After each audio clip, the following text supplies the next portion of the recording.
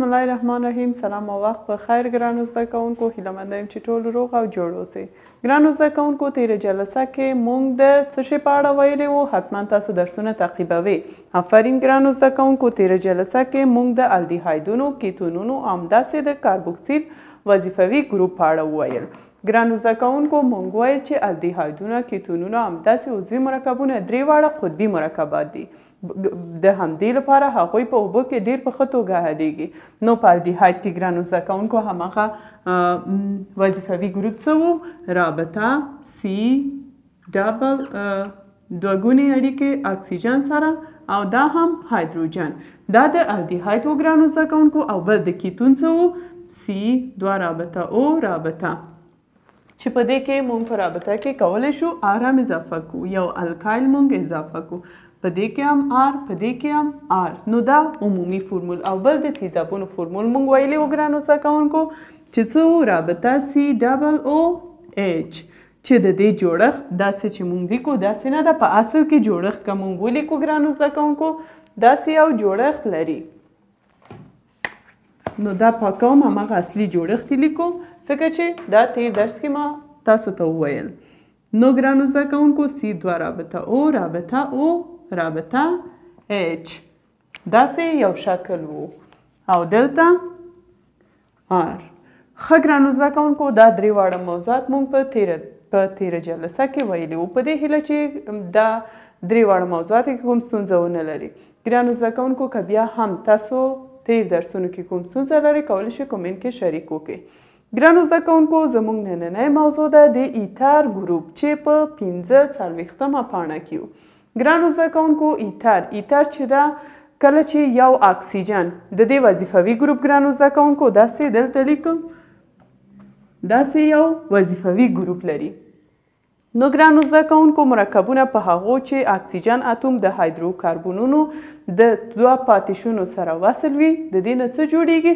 د دې نه ایتر جوړیږي. ایتر چې ده د اوبه نه مشتق شوی ګرانو زده، وبخئ، الکول د اوبه نه او ایتر د الکول نه مشتق شوی. ښه ګرانو زده کوونکو، مثلا د اوبه فورمول خو تاسو په یاد ده، داسې یو شکل لري، H 2 O. د دې ساختمانی فورمول ولیکو، H رابطه او رابطه H. نو داسې هم موږ لیکلی شو. دا د څه شي فورمول ده؟ دا د اوبه. نو ګرانو زده کوونکو، موږ وویل کله چې د اوبه یو هایدروجن یو الکایل سره تعویض شي، د دې نه څه جوړیږي؟ الکول جوړیږي، یا الکول د اوبه نه مشتق شوی. نو ګرانو زده کوونکو، دلته د هایدروجن په ځای موږ یو آر ولیکو، رابطه او ایچ. نو د دې نه څه جوړ شو؟ د دې نه الکول جوړ شو. دا د الکول فورمول. بل ګرانو زده کوونکو، کله چې موږ د الکول یو هایدروجن هم دا موږ الکایل سره تعویض وکړو، د دې نه ایتر جوړیږي، یا موږ ویلی شو چې ایتر د الکول نه مشتق شوی. نو آر رابطه او رابطه آر، دا څه شو؟ دا ایتر. دا د ایتر وظیفوي ګروپ او دا هم عمومي فورمول. ګرانو زده کوونکو، دلته پوهیږئ چې دا آر او دا آر الکایلونه دا کیدای شي چې یو شان وي، هم دا دواړه معاوضه. نو دې ته موږ څه وایو؟ متناظر. که یو شان نه وو، دې ته غیر متناظر وایو. د همدې لپاره په یو کې زبر لیکو. مثلا ګرانو زده کوونکو، دلته یو میتایل وي، دلته هم یو میتایل وي، دا متناظر. او که دلته میتایل او دلته ایتایل وي، دا ایتر غیر متناظر. مثلا که موږ مثال کار وکړو، پوه شوئ ګرانو زده کوونکو، دا د اوبه فورمول ده چې اوبه مشتق شي یا یو هایدروجن الکایل سره تعویض شي، د هغه نه الکول جوړیږي.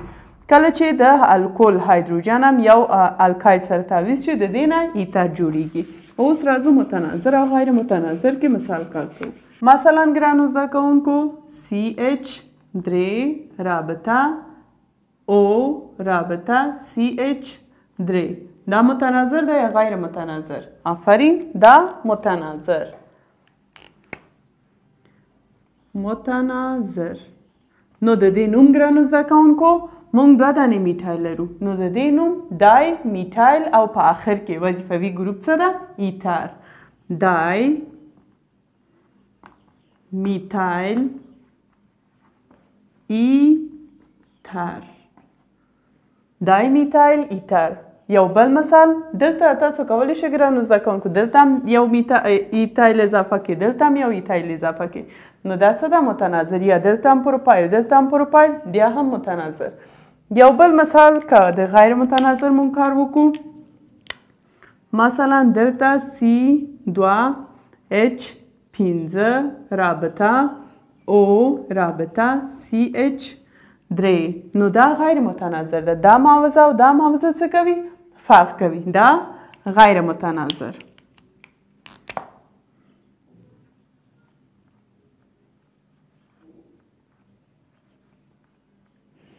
نو د دې نوم ګرانو زده کوونکو میتایل ایتایل کوچنی څه ده میتایل میتایل بل ایتایل او آخرنی وظیفوي ګروپ لیکو ایتر میتایل ایتایل ایتر بل مثال ګرانو زده کوونکو مثلا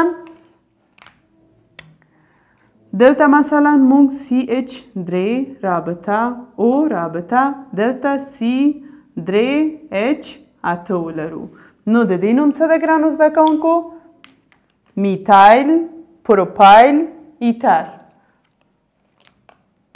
دا هم یو غیر متناظر میتایل پروپایل ایتر ښه ګرانو زده کوونکو دویم موضوع ته چې راځو د امینونو وظیفوي ګروپ ګرانو زده کوونکو امین چې ده نایتروجن لرونکي عضوي مرکبات یا هایدروکربنونه دي چې په دې کې هیدرو اتوم نایتروجن ده دا د امونیا نه مشتق شوی کله چې موږ د امونیا نه یو هایدروجن کم کو نو د دې نه څه جوړیږي د دې نه امین جوړیږي نو دلته د دې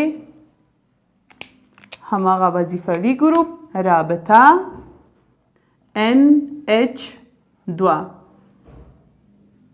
که موږ دلته 3 ولیکو او دا اړیکه موږ پاکو دا څه کیږي د دې نه امونیا جوړیږي نو یو هایدروجن کم نو یو اړیکه دلته پیدا شو آزاد اړیکه نو د دې نه څه جوړ شو امونیا ګرانو زده کوونکو کله چې موږ په دې کې آر اضافه کو نو د دې نه عمومي فورمول جوړیږي نو ګرانو زده کوونکو دلته دا د دې په اړه موږ وایو چې امینونه اولنی امین دویم امین دریم امین څه ته ویل کیږي ګرانو زده کوونکو دلته اول د امونیا همغه شکل دلته وباسم چې یو اړیکه هایدروجن سره دا هم دویم دا هم دریم د دې عمومي فورمول NH3 ده او بل یو جوړه آزاد یا دوه الکترونونه آزاد الکترونونه لري نو ګرانو زده کوونکو امین اولنی امین څه ته یا لومړی امین کله چې همدا یو هایدروجن آر سره تعویض شي نو د دې شکل داسې شي یعنی د یو خو نایتروجن دلته هم یو هایدروجن دلته هم یو کرښه چې همغه دوه الکترونونه دلته هم یو هایدروجن مګر دلته د یو هایدروجن په ځای موږ څه ولیکو آر ولیکو نو د دې نه څه جوړیږي د دې نه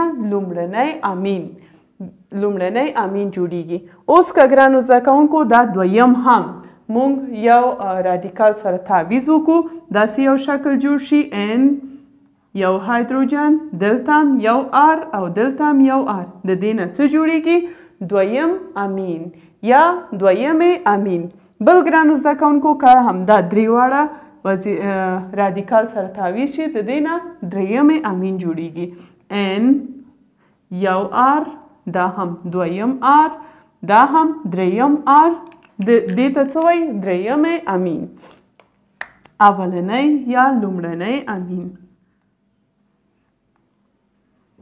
امین دا دویم امین دا هم دریم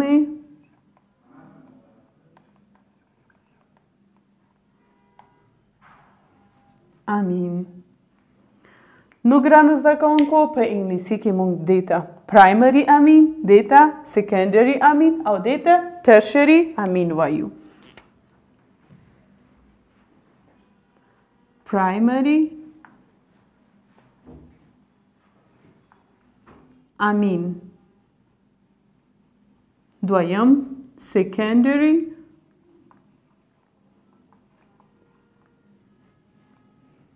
امین او دریم ترشري امین.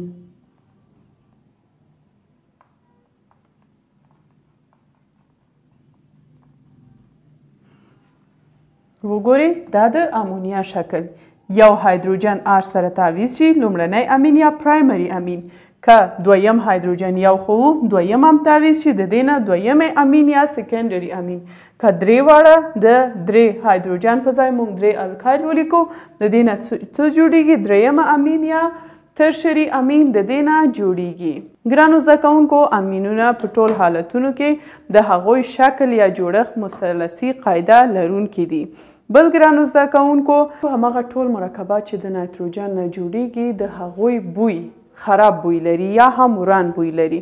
مثلا ګرانو زده کوونکو دوه مرکبونه چې اولنی ده پیوتریسین او بل ده کاداورین چې دواړه خراب بوی لري او د هغوی فرمولونه ګرانو زده کوونکو NH2 دلته لیکم NH2 CH2 دوه دانې بل NH2 د دې نوم څه ده ګرانو زده کوونکو د دې نوم ده پیوتریسین او بل مرکب چې شتون لري هغه بل مرکب ګرانو زده کوونکو NH2 رابطه CH2 پنځه دانې او NH2 د دې نوم ګرانو زده کوونکو کاداورین ده کاداورین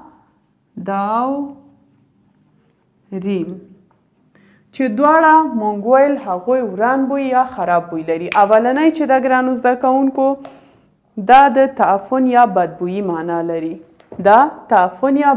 معنا لري او بل کاداورین چې دا د جسد بدبویي په معنا ده چې دا د څه نه اخیستل شوی د جسدونو د تعفن څخه اخیستل شوی یعنی همغه ټول مرکبات چې د امین نه جوړیږي هغوی څه رقم بوی لري تعفن او بد یا وران بوی لري چې دوه مثالونه یې دلته مونږ کار وکړه اول پیوتریسین ده او بل کاداورین دا چې دا د تعفن په معنا ده او دا د جسدونو تعفن په معنا. نو ګرانو زده کوونکو په دې هیله چې دواړه موضوعات مو په ښه توګه زده شوي اول موږ د څه شي په اړه وویل د ایتر په اړه او دویم د امین په اړه چې امین د امونیا نه مشتق شوی کله چې یو رادیکال موږ په دې کې د هایدروجن په ځای موږ وصل کو د دې نه پرایمري امین که دوه دانې وو سیکنډري امین که درې دانې وو ترشري امین او ټول مرکبات چې د امین نه جوړیږي ګرانو زده کوونکو هغوی وران بوی تعفن او خراب بوی لري چې اولنی دا پیوتریسین یعنی بدبویي یا هم همغه تعفن معنا لري او کاداورین د جسدونو تعفن نه اخیستل شوی چې همداسې یو خراب بوی لري.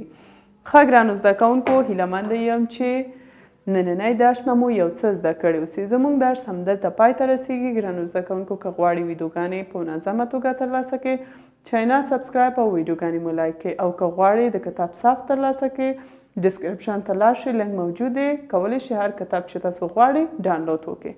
تر بله جلسې چې بیا هم یو نوی موضوع سره ستاسو درانه چوپړ ته حاضرېږم. تاسو لوی او بخښونکي خدای ته سپارم. ښه وخت ولرئ. خدای په امان.